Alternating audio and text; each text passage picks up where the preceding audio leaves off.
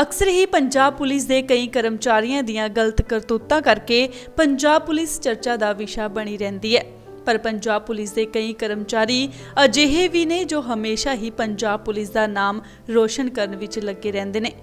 ਪਹਿਲਾਂ ASI ਦਲਜੀਤ ਸਿੰਘ ਵੱਲੋਂ ਗਰੀਬਾਂ ਦੀ ਮਦਦ ਕਰਕੇ ਪੰਜਾਬ ਪੁਲਿਸ ਦਾ ਨਾਮ ਰੋਸ਼ਨ ਕੀਤਾ ਗਿਆ ਤੇ ਹੁਣ ਇੱਕ ਹੋਰ ਪੰਜਾਬ ਪੁਲਿਸ ਦੀ ਮਹਿਲਾ ਕਰਮਚਾਰੀ ਵੱਲੋਂ ਵੀ ਕੁਝ ਅਜਿਹਾ ਹੀ ਕਰ ਆਪਣਾ ਤੇ ਪੰਜਾਬ ਪੁਲਿਸ ਦਾ ਮਾਣ ਵਧਾਇਆ ਜਾ ਰਿਹਾ ਹੈ। ਜੀ ਹਾਂ, ਕੁਲਬੀਰ ਕੌਰ ਜਿੱਥੇ ਦੇਸ਼ ਦੀ ਰਾਖੀ ਲਈ ਆਪਣੀ ਡਿਊਟੀ ਨਿਭਾ ਰਹੀ ਹੈ, ਉੱਥੇ ਹੀ ਦੂਜੇ ਪਾਸੇ ਗਰੀਬ ਅਤੇ ਲੋੜਵੰਦ ਅਤੇ ਬੇਸਹਾਰਾ ਲੋਕਾਂ ਦਾ ਸਹਾਰਾ ਬਣ ਰਹੀ ਹੈ। ਇਸ ਮੌਕੇ ਜਦੋਂ ਉਹਨਾਂ ਨਾਲ ਗੱਲਬਾਤ ਕੀਤੀ ਗਈ ਤਾਂ ਉਹਨਾਂ ਨੇ ਦੱਸਿਆ ਕਿ ਕੁਝ ਸਮਾਂ ਪਹਿਲਾਂ ਉਹਨਾਂ ਦੇ ਪਿਤਾ ਸਵਰਗਵਾਸ ਹੋ ਗਏ ਸਨ, ਜਿਸ ਤੋਂ ਬਾਅਦ ਘਰ ਦਾ ਸਾਰਾ ਖਰਚਾ ਉਹ ਆਪ ਹੀ ਚੁੱਕ ਰਹੇ ਨੇ। ਹੋਰ ਕੀ ਕੁਝ ਦੱਸਿਆ ਇਹ ਤੁਸੀਂ ਖੁਦ ਉਹਨਾਂ ਦੇ ਜ਼ੁਬਾਨੋਂ ਹੀ ਸੁਣ ਲਵੋ।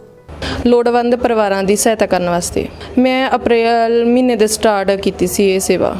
ਮੈਂ ਆਪਣੀ ਪਹਿਲੀ ਕਲਾਸ ਤੋਂ ਲੈ ਕੇ +2 ਤੱਕ ਦੀ ਪੜ੍ਹਾਈ ਜਿਹੜੀ ਪਿੰਡ ਦੇ ਸਰਕਾਰੀ ਸਕੂਲ ਤੋਂ ਕੀਤੀ ਹੈ। ਉਸ ਤੋਂ ਬਾਅਦ ਮੈਂ 2011 ਦੇ ਵਿੱਚ ਭਰਤੀ ਹੋ ਗਈ ਸੀ।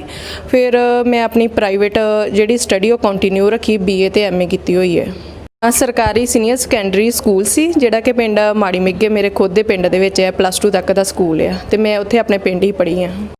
ਤੁਸੀਂ ਆਪਣੀ ਜੇਬ ਦੇ ਵਿੱਚੋਂ ਕਰਦੇ ਜੋ ਕਿ ਜਾਂ ਕੋਈ ਸੰਸਥਾ ਤੁਹਾਡੇ ਨਾਲ ਜੁੜੀ?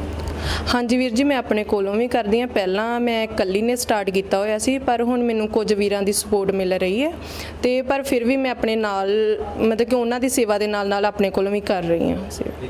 ਭਵਿੱਖ ਦੇ ਵਿੱਚ ਜਿਹੜੀ ਸੇਵਾ ਤੁਸੀਂ ਕਿਸੇ ਸੁਸਾਇਟੀ ਨਾਲ ਜੁੜ ਕੇ ਕਰੋਗੇ ਤੇ ਜਾਂ ਪਹਿਲਾਂ ਦੀ ਤਰ੍ਹਾਂ ਆਪਣੇ ਕੋਲੋਂ ਹੀ ਕਰੋਗੇ? ਜਿਵੇਂ ਵੀ ਹੋਏਗਾ ਵੀਰ ਜੀ ਉਵੇਂ ਹੀ ਕਰਾਂਗੀ। ਮੈਨੂੰ ਕਿਸੇ ਦਾ ਫੋਨ ਵਗੈਰਾ ਜਾਂ ਕੋਈ ਮੈਨੂੰ ਦੱਸ ਦਿੰਦਾ ਹੈ ਕਿ ਇਸ ਜਗ੍ਹਾ ਦੇ ਲੋੜਵੰਦ ਪਰਿਵਾਰ ਨੇ, ਉਹਨਾਂ ਨੂੰ ਸਹਾਇਤਾ ਦੀ ਜ਼ਰੂਰਤ ਆ ਤੇ ਫਿਰ ਮੈਂ ਉਹਨਾਂ ਵੀਰਾਂ ਦੇ ਨਾਲ ਤਾਲਮੇਲ ਕਰਕੇ ਤੇ ਉੱਥੇ ਪਹੁੰਚ ਜਾਂਦੀ ਹਾਂ। ਹੁਣ ਤੱਕ ਜਿਹੜੇ ਕਿੰਨੇ ਜ਼ਰੂਰਤਮੰਦ ਜਿਹੜੇ ਪਰਿਵਾਰ ਤੁਹਾਡੇ ਤੋਂ ਸੇਵਾ ਲੈ ਰਹੇ?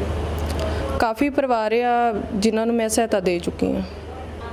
ਅਫਸਰ ਜਿਹੜੇ ਉਹ ਕਿੱਦਾਂ ਦਾ ਰਿਸਪੌਂਸ ਦਿੰਦੇ ਨੇ? ਬਹੁਤ ਵਧੀਆ, ਸਾਰੇ ਆਫੀਸਰ ਜਿਹੜੇ ਨੇ ਬਹੁਤ ਵਧੀਆ ਨੇ ਤੇ ਬਹੁਤ ਵਧੀਆ ਸਪੋਰਟ ਦੇ ਰਹੇ ਨੇ। ਬਾਕੀ ਮੈਂ ਇਹ ਜਿਹੜੀ ਸਹਾਇਤਾ ਹੈ ਆਪਣੀ ਡਿਊਟੀ ਤੋਂ ਪਹਿਲਾਂ ਜਾਂ ਬਾਅਦ ਵਿੱਚ ਆਪਣੇ ਖੁਦ ਦੇ ਟਾਈਮ ਦੇ ਵਿੱਚ ਕਰਦੀ ਹਾਂ। ਜੋ ਲੜਕੀਆਂ ਨੂੰ ਕਮਜ਼ੋਰ ਜਾਂ ਮਾੜਾ ਸਮਝਦੇ ਆ ਉਹਨਾਂ ਨੂੰ ਤੁਸੀਂ ਕੀ ਮੈਸੇਜ ਦੇਣਾ ਚਾਹੁੰਦੇ? ਮੈਂ ਇਹੀ ਕਹਿਣਾ ਚਾਹੁੰਦੀ ਹਾਂ ਕਿ ਲੜਕੀਆਂ ਕਦੇ ਵੀ ਕਮਜ਼ੋਰ ਨਹੀਂ ਹਨ ਤੇ ਭਰੂਣ ਹੱਤਿਆ ਨਹੀਂ ਕਰਨੀ ਚਾਹੀਦੀ। ਲੜਕੀਆਂ ਨੂੰ ਵੱਧ ਤੋਂ ਵੱਧ ਪੜ੍ਹਾਉਣਾ ਚਾਹੀਦਾ ਹੈ, ਐਜੂਕੇਸ਼ਨ ਦੇਣੀ ਚਾਹੀਦੀ ਹੈ ਤੇ ਉਹਨਾਂ ਨੂੰ ਅੱਗੇ ਵਧਣ ਦਾ ਮੌਕਾ ਦੇਣਾ ਚਾਹੀਦਾ ਹੈ ਤਾਂ ਜੋ ਉਹ ਭਵਿੱਖ ਦੇ ਵਿੱਚ ਆਪਣੇ ਪੈਰਾਂ ਸਿਰ ਹੋ ਸਕਣ ਤੇ ਖੁਦ ਵਧੀਆ ਕੰਮ ਕਰ ਸਕਣ। ਜਿਵੇਂ ਕਿ ਕਿਰਨ ਬੇਦੀ, ਕਲਪਨਾ ਚਾਵਲਾ ਵਰਗੀਆਂ ਉਹ ਵੀ ਇੱਕ ਲੜਕੀਆਂ ਸੀ ਕਿ ਜਿਨ੍ਹਾਂ ਨੇ ਬਹੁਤ ਵਧੀਆ ਆਪਣੇ ਭਵਿੱਖ ਦੇ ਵਿੱਚ ਕਾਮਯਾਬੀ ਹਾਸਲ ਕੀਤੀ ਹੈ। ਮੈਂ ਵੀਰ ਜੀ ਇਹ ਸੰਦੇਸ਼ ਦੇਣਾ ਚਾਹੁੰਦੀ ਹਾਂ, ਜੇਕਰ ਕਿਸੇ ਵੀ ਜਗ੍ਹਾ ਦੇ ਕੋਈ ਲੋੜਵੰਦ ਪਰਿਵਾਰ ਹੈਗੇ ਆ ਤੇ ਸਾਡੇ ਤੋਂ ਬਗੈਰ ਵੀ ਹਰੇਕ ਵੀਰ ਭੈਣ ਉਹਨਾਂ ਦੀ ਮਦਦ ਜ਼ਰੂਰ ਕਰ ਸਕਦਾ ਤੇ ਉਹਨਾਂ ਲੋੜਵੰਦ ਪਰਿਵਾਰਾਂ ਦਾ ਸਹਾਰਾ ਬਣੋ ਤੇ ਉਹਨਾਂ ਦੀ ਹੈਲਪ ਜ਼ਰੂਰ ਕਰਿਆ ਕਰੋ। ਦੱਸੀਏ ਕਿ ਕੁਲਬੀਰ ਕੌਰ ਵੱਲੋਂ ਕਈ ਐਸੇ ਲੋੜਵੰਦ ਪਰਿਵਾਰਾਂ ਦੀ ਸੇਵਾ ਕੀਤੀ ਗਈ ਹੈ।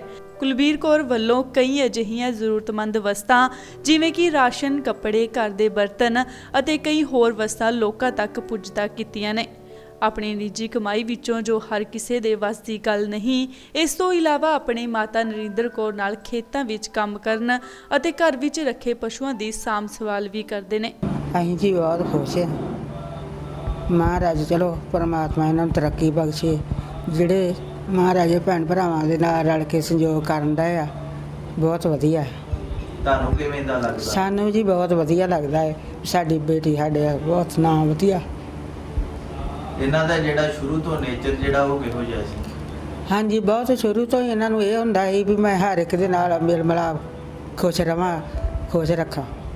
ਇਹ ਡਿਊਟੀ ਤੋਂ ਇਲਾਵਾ ਜਿਹੜੇ ਘਰ ਦੇ ਕੰਮ ਉਹ ਕਿਵੇਂ ਕਰਦੇ? ਉਹ ਵੀ ਆਣ ਕੇ ਨਾਲੇ ਮੇਰੇ ਨਾਲ ਬਹੁਤ ਕਰਦੀ ਸੀ, ਆਪਦੀ ਡਿਊਟੀ ਵੀ ਨਿਭਾਉਂਦੀ ਨਾਲ ਨਾਲ ਘਰ ਦਾ ਵੀ ਮੈਨੂੰ ਸਹਿਯੋਗ ਦਿੰਦੀ ਨਾਲ ਇਹ ਟਾਈਮ ਆਪਦਾ ਇਹ ਵੀ ਜਿਹੜਾ ਹੁਣ ਸੇਵਾ ਇਹਨੇ ਆਪਦੇ ਮਨ ਦੀ ਕੀਤੀ ਆ।